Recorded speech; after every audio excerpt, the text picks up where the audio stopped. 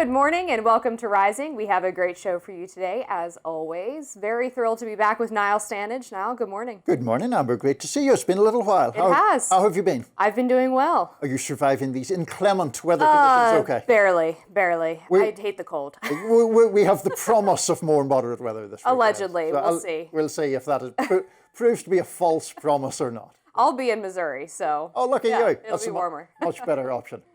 Coming up on Rising, Hillary Clinton is pushing for her testimony on Jeffrey Epstein to be done publicly, telling Republican Congressman James Comer, let's stop the games. Plus, former Vice President Kamala Harris's team has relaunched one of its social media accounts with an initial focus on reaching out to Gen Z voters. And meanwhile, the Winter Olympics are getting underway with the opening ceremonies later today in Milan, Italy. But even overseas, we're still seeing controversy over the presence of ice. But first, President Trump raised some eyebrows and even drew some backlash from conservatives in his recent interview with NBC News. Speaking on the recent turmoil in Minnesota following the killings of Renee Good and Alex Pretty, Trump struck a somewhat different tone and appeared to show a measure of regret over how things had unfolded in the state. Take a look at his response when NBC's Tom Yamas asked what he learned from those events in Minneapolis. I learned that maybe we can use a little bit of a softer touch, but you still have to be tough. These are criminals. We're dealing with really hard criminals. Trump also said that he's had, quote, great conversations over the phone with Minneapolis Mayor Jacob Frey. This comes as Border Czar Tom Homan announced that 700 federal officers would be removed from the city of Minneapolis. Mayor Frey called that development, quote, a step in the right direction, but he still demanded that the operation in full be stopped in its entirety. But Trump's comments about needing a softer touch were a surprise to many, and on the right, some showed concern that the president isn't taking as hard of a stance as he should. Here's Florida Congressman Byron Donalds speaking with News Nation's Katie Pavlich. I think this is a very dangerous road to go down, I do. The Democrats want ICE to operate like it did under Joe Biden, meaning ICE did nothing. They sat in their offices and they had no actionable authority from the President of the United States to do their duty under the Constitution. Are there some strategic moves that Tom Homan obviously wants to employ in Minneapolis and things like that? Okay, let's examine that. But nothing can deter the mission of deporting criminal illegal aliens out of the United States. At Thursday's White House press briefing, Secretary Caroline Leavitt clarified the president's comments, saying that the burden is more on local authorities to cooperate with immigration laws. The full context of his answer was that he'd like to see a softer touch, but we are always going to remain tough. That softer touch the president is referring to is that cooperation that is necessary between state and local authorities and federal government authorities to ensure that we can continue deporting illegal aliens from our communities. The escalation that we've seen take place in Minnesota is a direct result of the refusal of state and local officials to cooperate with the federal government and with ICE, which has led to these hostile and dangerous environments, and so we don't want that. So I agree with Caroline Leavitt's assessment that a lot of the escalation has been due to a lack of cooperation. I think if you had local police there doing crowd control, helping execute warrants or allow ICE to issue detainers at local jails, etc., that things would be running a lot more smoothly.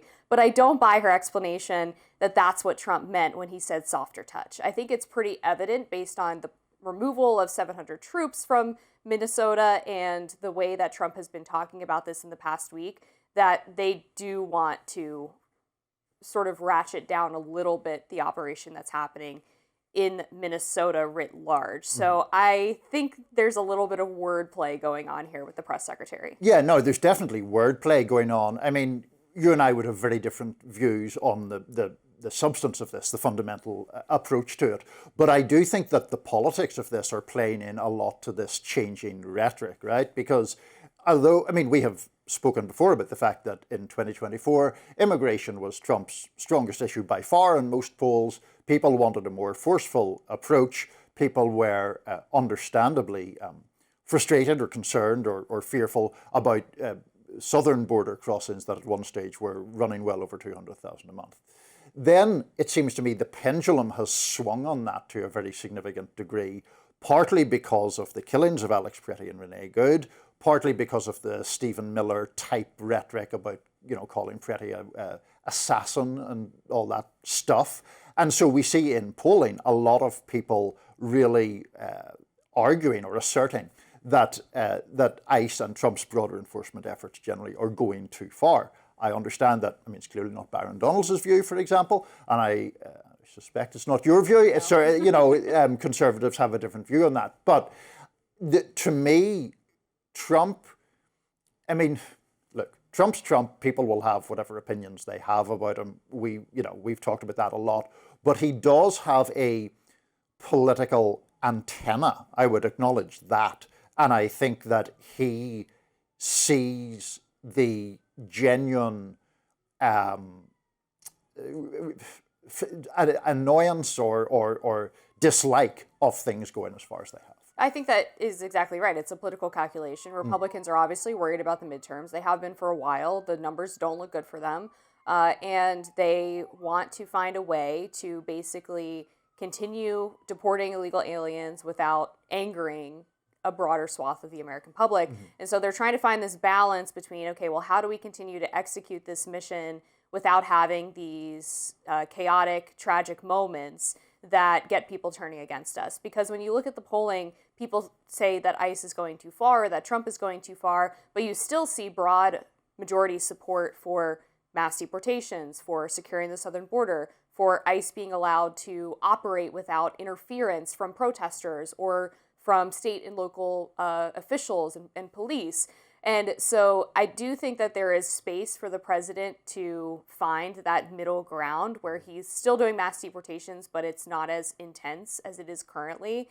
But that's also going to anger a significant portion of the base that wants this to be executed as quickly as possible, because he has possibly only another year, really, or less than that at this point, if Republicans lose the midterms, where he has the entirety of the federal government backing him in his plans. He's managed to get about 2.5 million people out so far through a combination of deportations and self-deportations. There are estimated 20 to 30 million illegal aliens in the country. If you just do the math, that's an incredibly difficult thing to do in 4 years, let alone 2. And so the concern is, okay, well, if you pull back, are we going to get to that number that we really want to see by the end of Trump's term? Right. Well, I mean, it's also, I think that is an interesting point, and it's certainly a very clear articulation of the conservative view. I do think it gets to the point, though, about in terms of deportations themselves, do people want to see sweeping deportations of everyone who is here illegally or without authorization, or do they have that as a sort of abstract ideal, but they believe that the prioritization should be on people who have been convicted of serious crimes? I think broadly, that's probably true. Right. With the general public. Right. And so I think that then, if we're talking about the politics of this, rather than, as it were, the ethics or the morality of it, I think the danger for Trump and for the Republicans is becoming identified with an approach that is so aggressive that people in the middle ground, including independents in a lot of these polls, seem to feel that the tears to the social fabric or the tensions that are created outweigh the goal that is purportedly being sought. Yeah, I think that's probably right from the political perspective. And, I will say, looking at the DHS numbers, we have seen that those statistics in terms of how many people who have been deported have prior criminal records or criminal accusations does indicate that they have been prioritizing the worst of the worst, or at the very least, people who have committed crimes in the United States or in their home countries before they came to the United States. It's about 70% of the people who have been deported who have those criminal records. Could they get to 80 or 90? I don't know, maybe. But again, that does take the state and local cooperation of being willing to lodge and respect those detainers from ICE officials. So Jacob Frey, I think, is going to have some tension with Tim Walz, who is more willing to cooperate. Jacob Frey just wants them to not do any deportations in Minnesota, whereas Tim Walz has suggested some kind of limited arrangement with federal officials. It certainly would make it easier for the administration to get people who are already being arrested for different crimes and to do it in places where you're not going to have mass street protests, which I think would really help calm things down. I would have lots to say if we had a longer discussion about the whole sanctuary city argument and the importance of trust in law enforcement, but we are out of time. Meanwhile, Hillary Clinton is challenging House Oversight Committee Chair James Comer to make her Jeffrey Epstein hearing public. We'll be right back with that.